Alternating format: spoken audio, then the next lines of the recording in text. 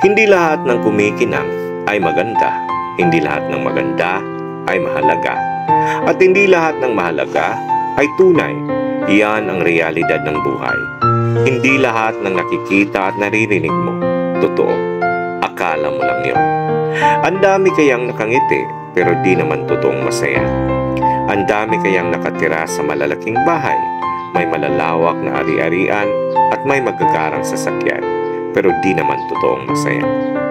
Ang dami kayang may magagandang trabaho, mga buwang pamilya pero di naman totoong masaya.